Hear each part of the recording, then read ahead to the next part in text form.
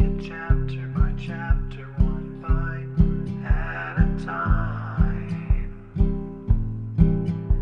So many adventures and mountains we can climb. Take it word for word, line by line, one bite at a time.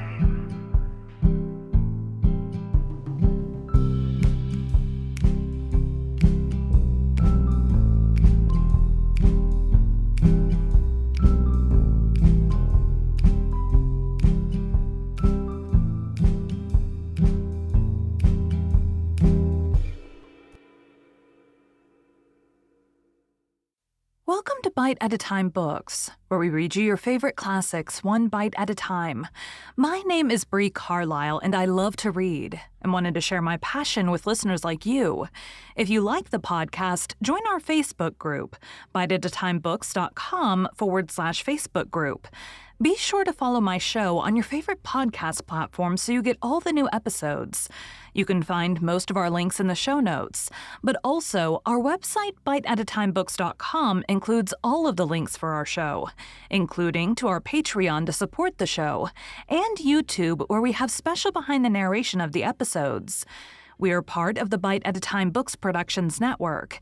If you'd also like to hear what inspired your favorite classic author to write their novels, and what was going on in the world at the time, check out the Bite at a Time Books Behind the Story podcast, wherever you listen to podcasts. Today we'll be continuing Frankenstein by Mary Shelley. Chapter 23. It was 8 o'clock when we landed. We walked for a short time on the shore, enjoying the transitory light, and then retired to the inn and contemplated the lovely scene of waters, woods, and mountains, obscured in darkness, yet still displaying their black outlines. The wind, which had fallen in the south, now rose with great violence in the west. The moon had reached her summit in the heavens and was beginning to descend. The clouds swept across it swifter than the flight of the vulture and dimmed her rays, while the lake reflected the scene of the busy heavens, rendered still busier by the restless waves that were beginning to rise. Suddenly a heavy storm of rain descended. It had been calm during the day, but so soon as night obscured the shapes of objects, 1,000 fears arose in my mind. I was anxious and watchful, while my right hand grasped a pistol which was hidden in my bosom. Every sound terrified me, but I resolved that I would sell my life dearly and not shrink from the conflict until my own life or that of my adversary was extinguished. Elizabeth observed my agitation for some time in timid and fearful silence, but there was something in my glance which communicated terror to her, and trembling she asked, "What is it that agitates you, my dear Victor? What is it you fear?" "Oh, peace, peace, my love," replied I. "This night and all will be safe, but this night is dreadful, very dreadful." I passed an hour in this state of mind, when suddenly I reflected how fearful the combat which I momentarily expected would be to my wife, and I earnestly entreated her to retire, resolving not to join her until I had obtained some knowledge as to the situation of my enemy. She left me, and I continued some time walking up and down the passages of the house, and inspecting every corner that might afford a retreat to my adversary. But I discovered no trace of him, and was beginning to conjecture that some fortunate chance had intervened to prevent the execution of his menaces, when suddenly I heard a shrill and dreadful scream. It came from the room into which Elizabeth had retired. As I heard it, the whole truth rushed into my mind. My arms dropped.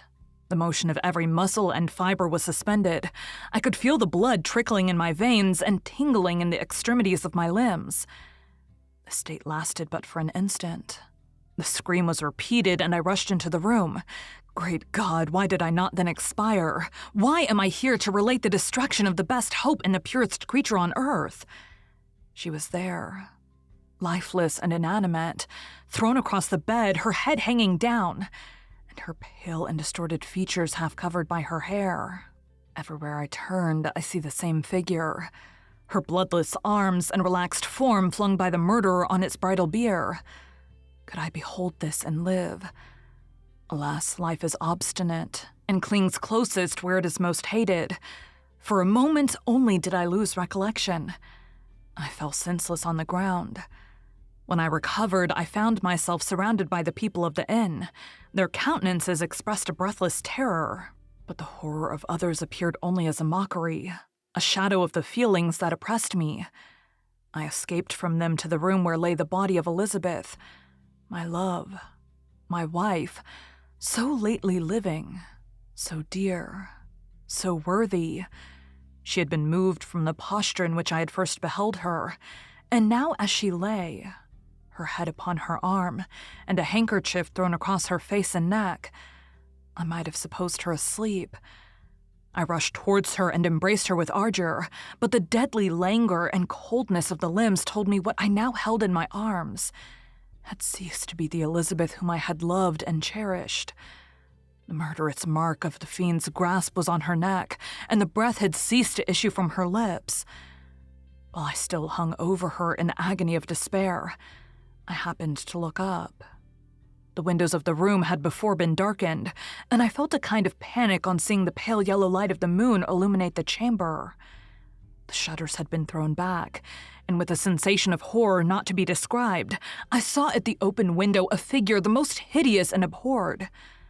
A grin was on the face of the monster. He seemed to jeer as with his fiendish finger he pointed towards the corpse of my wife. I rushed towards the window, and drawing a pistol from my bosom, fired. But he eluded me, leapt from his station, and running with the swiftness of lightning, plunged into the lake. The report of the pistol brought a crowd into the room. I pointed to the spot where he had disappeared, and we followed the track with boats. Nets were cast, but in vain.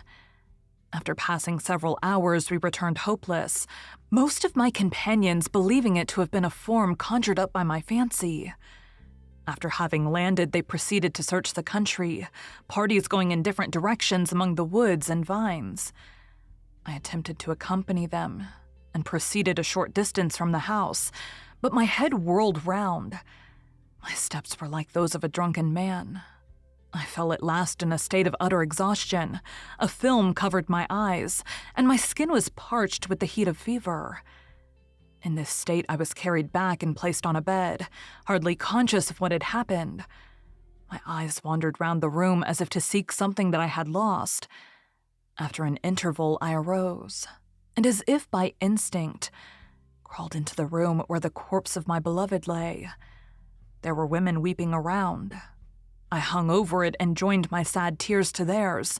All this time, no distinct idea presented itself to my mind, but my thoughts rambled to various subjects, reflecting confusedly on my misfortunes and their cause. I was bewildered. In a cloud of wonder and horror, the death of William, the execution of Justine, the murder of Clerval, and lastly of my wife. Even at that moment, I knew not that my only remaining friends were safe from the malignity of the fiend. My father even now might be writhing under his grasp, and Ernest might be dead at his feet. This idea made me shudder and recalled me to action. I started up and resolved to return to Geneva with all possible speed. There were no horses to be procured, and I must return by the lake, but the wind was unfavorable, and the rain fell in torrents. However, it was hardly morning, and I might reasonably hope to arrive by night. I hired men to row and took an oar myself, for I had always experienced relief from mental torment and bodily exercise. But the overflowing misery I now felt, and the excess of agitation that I endured, rendered me incapable of any exertion. I threw down the oar, and leaning my head upon my hands, gave way to every gloomy idea that arose. If I looked up, I saw scenes which were familiar to me in a happier time, and which I had contemplated but the day before in the company of her who was now but a shadow and a recollection. Tears streamed from my eyes. The rain had ceased for a moment, and I saw the fish play in the waters as they had done a few hours before. They had then been observed by Elizabeth. Nothing is so painful to the human mind as a great and sudden change. The sun might shine, or the clouds might lower, but nothing could appear to me as it had done the day before. A fiend had snatched from me every hope of future happiness. No creature had ever been so miserable as I was. So frightful an event is single in the history of man. But why should I dwell upon the incidents that followed this last overwhelming event? Mine has been a tale of horrors. I have reached their acme, and what I must now relate can be but tedious to you. Know that, one by one, my friends were snatched away. I was left desolate. My own strength is exhausted, and I must tell in a few words what remains of my hideous narration. I arrived at Geneva. My father and Ernest yet lived, but the former sunk under the tidings that I bore. I see him now, excellent and venerable old man. His eyes wandered in vacancy, for they had lost their charm and their delight. His Elizabeth, his more than daughter whom he doted on with all that affection which a man feels, who in the decline of life, having few affections, clings more earnestly to those that remain. Cursed be the fiend that brought misery on his gray hairs, and doomed him to waste in wretchedness. He could not live under the horrors that were accumulated around him. The springs of existence suddenly gave way. He was unable to rise from his bed, and in a few days he died in my arms. What then became of me? I know not. I lost sensation, and chains and darkness were the only objects that pressed upon me. Sometimes, indeed, I dreamt that I wandered in flowery meadows and pleasant vales with the friends of my youth. But I awoke and found myself in a dungeon. Melancholy followed, but by degrees I gained a clear conception of my miseries and situation, and was then released from my prison, for they called me mad, and during many months, as I understood, a solitary cell had been my habitation. Liberty, however, had been a useless gift to me. Had I not, as I awakened to reason, at the same time awakened to revenge. As the memory of past misfortunes pressed upon me, I began to reflect on their cause, the monster whom I had created, the miserable demon who I had sent abroad into the world for my destruction. I was possessed by a maddening rage when I thought of him, and desired and ardently prayed that I might have him within my grasp, to wreak a great and signal revenge on his cursed head. Nor did my hate long confine itself to useless wishes. I began to reflect on the best means of securing him, and for this purpose, about a month after my release, I repaired to a criminal judge in the town and told him that I had an accusation to make, that I knew the destroyer of my family, and that I required him to exert his whole authority for the apprehension of the murderer. The magistrate listened to me with attention and kindness. "Be assured, sir," said he, "no pains or exertions on my part shall be spared to discover the villain." "I thank you," replied I. "Listen therefore to the deposition that I have to make. It is indeed a tale so strange that I should fear you would not credit it, were there not something in truth which, however wonderful, forces conviction. The story is too connected to be mistaken for a dream, and I have no motive for falsehood. My manner as I thus addressed him was impressive but calm. I had formed in my own heart a resolution to pursue my destroyer to death, and this purpose quieted my agony, and for an interval reconciled me to life. I now related my history briefly but with firmness and precision, marking the dates with accuracy and never deviating into invective or exclamation. The magistrate appeared at first perfectly incredulous, but as I continued, he became more attentive and interested. I saw him sometimes shudder with horror. At others, a lively surprise, unmingled with disbelief, was painted on his countenance. When I had concluded my narration, I said, "This is the being whom I accuse, and for whose seizure and punishment I call upon you to exert your whole power. It is your duty as a magistrate, and I believe and hope that your feelings as a man will not revolt from the execution of those functions on this occasion." This address caused a considerable change in the physiognomy of my own auditor. He had heard my story with that half kind of belief that is given to a tale of spirits and supernatural events. But when he was called upon to act officially in consequence, the whole tide of his incredulity returned. He, however, answered mildly, "I would willingly afford you every aid in your pursuit, but the creature of whom you speak appears to have powers which would put all my exertions to defiance. Who can follow an animal which can traverse the sea of ice and inhabit caves and dens where no man would venture to intrude? Besides, some months have elapsed since the commission of his crimes, and no one can conjecture to what place he has wandered or what region he may now inhabit. I do not doubt that he hovers near the spot which I inhabit, and if he has indeed taken refuge in the Alps, he may be hunted like the chamois and destroyed as a beast of prey. But I perceive your thoughts. You do not credit my narrative, and do not intend to pursue my enemy with the punishment which is his desert. As I spoke, rage sparkled in my eyes. The magistrate was intimidated. "You're mistaken," said he. "I will exert myself, and if it is in my power to seize the monster, be assured that he shall suffer punishment proportionate to his crimes. But I fear from what you have yourself described to be his properties, that this will prove impracticable, and thus, while every proper measure is pursued, you should make up your mind to disappointment. That cannot be. But all that I can say will be of little avail. My revenge is of no moment to you.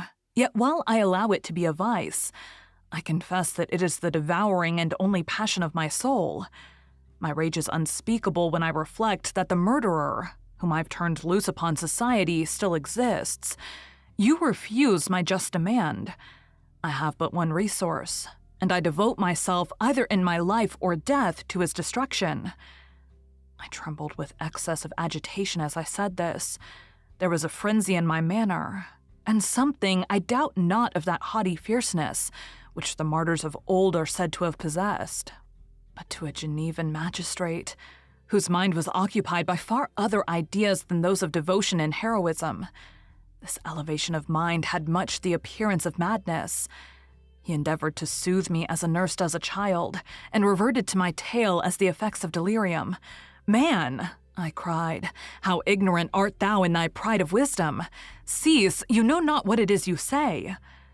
I broke from the house angry and disturbed, and retired to meditate on some other mode of action. Thank you for joining Bite at a Time Books today, while we read a bite of one of your favorite classics. Again, my name is Bree Carlisle, and I hope you come back tomorrow for the next bite of Frankenstein. Don't forget to join our Facebook group, biteatatimebooks.com/Facebook group, to hang out with other classic novel-loving friends. You can check out the show notes or our website, biteatatimebooks.com, for the rest of the links for our show.